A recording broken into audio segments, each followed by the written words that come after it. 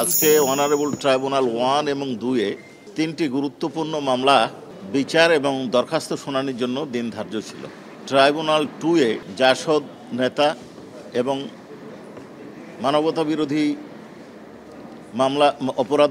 মামলার অন্যতম অভিযুক্ত জনাব হাসানুল হক ইনু তার চার্জ ফ্রেমিং আদেশের বিরুদ্ধে একটা রিভিউ অ্যাপ্লিকেশন দিয়েছিলেন। সেই রিভিউ অ্যাপ্লিকেশন শুনানির জন্য আইটেম নাম্বার 1 হিসাবে আসে, কিন্তু আসামি পক্ষের কোনো বিজ্ঞ আইনজীবী উপস্থিত না থাকায় শুধুমাত্র প্রসিকিউশন পক্ষে learned chief prosecutor Tajul Islam শুনানি করেছেন এবং তাদের রিভিউ অ্যাপ্লিকেশন বাতিলের আবেদন জানিয়েছেন এবং বাতিলের আবেদন জানার কারণ হিসাবে যেটা উল্লেখ করেছে সেটা হচ্ছে যে এই আবেদনে জুলাই বিপ্লবকে চ্যালেঞ্জ করা হয়েছে। জুলাই বিপ্লবের ভিত্তি করে যে সরকার গঠিত হয়েছে সেই সরকারের গ্রহণযোগ্যতা ঠিক নয়, অস্তিত্বকে চ্যালেঞ্জ করা হয়েছে, অর্থাৎ সরকারের ক্ষমতাকে চ্যালেঞ্জ করা হয়েছে।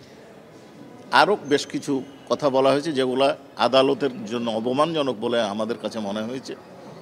এই সব বিবেচনায় এই রিভিউ পিটিশন নামঞ্জুরের আমরা বক্তব্য দিয়েছি। অনারেবল ট্রাইব্যুনাল তার আদেশ ওপেন কোর্টে ডিক্লেয়ার করেননি, হয় পরবর্তী ধার্য তারিখে দিতে পারেন অথবা চেম্বারে গিয়ে হয়তো আদেশ দিবেন। ওই পক্ষের বক্তব্যের ব্যাপারে কোনো বক্তব্য ট্রাইব্যুনাল দেননি যে তাদের বক্তব্য শোনার জন্য কোনো দিন দিবেন কিনা। যদি ট্রাইব্যুনাল শোনার দিন দেন সেটা ট্রাইব্যুনালের এখতিয়ার, সেটা আমাদের বিবেচ্য বিষয় নয়। আবু সাইদ মামলায় একজন সাক্ষ্য গ্রহণের দিন ধার্য ছিল, 21 নম্বর সাক্ষী, তিনি তার জবানবন্দি দিয়েছেন এবং জেরা সম্পন্ন হয়েছে। ট্রাইব্যুনাল 1-এ চাংখারপুলে যে হত্যাকাণ্ড হয়েছিল বিজয়ের দিন, বিজয়ের দ্বার প্রান্তে, সেই মামলার তদন্তকারী কর্মকর্তার জবানবন্দি শেষ হয়েছে। জবানবন্দি শেষ হওয়ার পরে তাদের জেরা করা হয়েছে। জেরার পরে আজকে তাকে আমরা দুটো পয়েন্টে রিকল করেছিলাম, রিএক্সামিন করেছি। তাদের জেরা সম্পন্ন হয়েছে। জেরা সম্পন্ন হওয়ার পরে একটা পিটিশন ডিফেন্সের পক্ষ থেকে দেওয়া হয়েছে, যেটা ফর্মালি দাখিল না হওয়ার কারণে এবং অনারেবল ট্রাইব্যুনালের বাকি 2জন মেম্বার না থাকার কারণে যিনি সিটিং জাজ উনি শুনানি করতে চাননি। তবে এটার দিন ধার্য নিয়ে কিছু কথাবার্তা আমাদের মধ্যে হয়েছে। আগামী